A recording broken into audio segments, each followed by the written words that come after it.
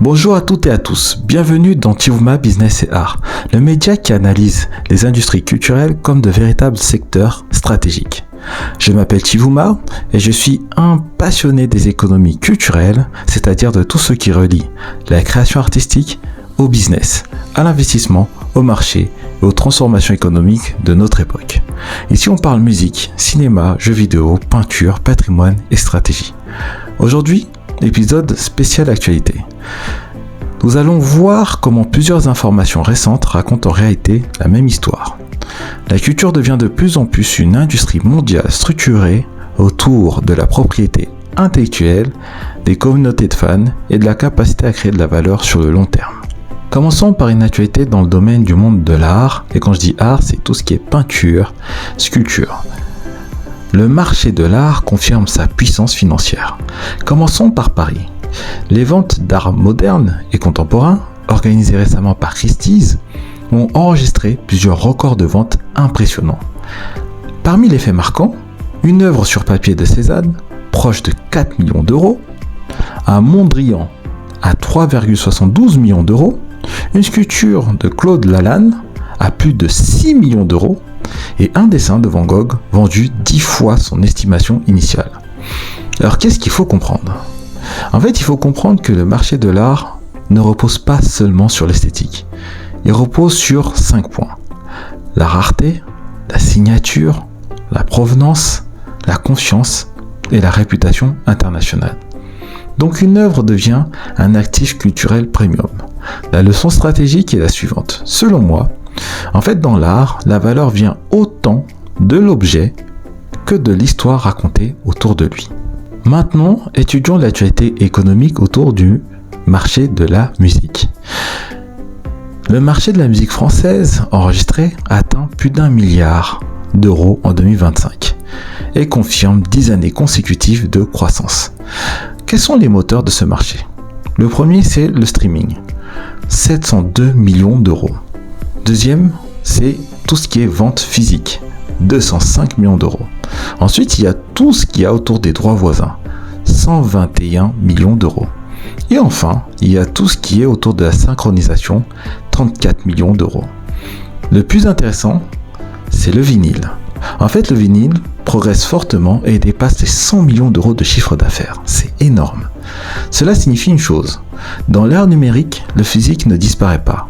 Il se repositionne comme un produit premium.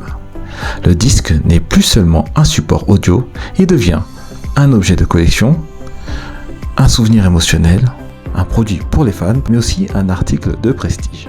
D'ailleurs, grâce à ce rapport sur l'économie française de la musique, on peut étudier le rôle des fans. En fait, les fans deviennent un moteur économique central. En fait, ce rapport montre aussi que les fans jouent un rôle croissant. Exemple, grâce aux fans, on peut faire des éditions multiples d'albums.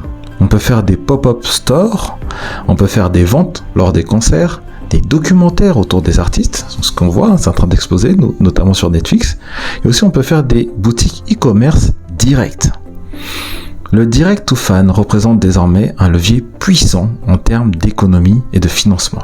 Autrement dit, les artistes et les labels cherchent moins à vendre au grand public abstrait, mais davantage à monétiser une base engagée. Avant, on cherchait un marché de masse en fait. Aujourd'hui, on cherche un marché de communauté. Passons aux jeux vidéo. Le studio polonais People Can Fly a acquis Call Down Games afin de renforcer son activité dans le domaine de l'édition. De son côté, l'immense entreprise Atari poursuit sa stratégie de croissance en rachetant Implicit Conversation, spécialiste de l'émulation et du portage de jeux rétro. Que faut-il lire derrière toutes ces opérations financières ? En fait, le secteur du jeu vidéo entre dans une phase de rationalisation.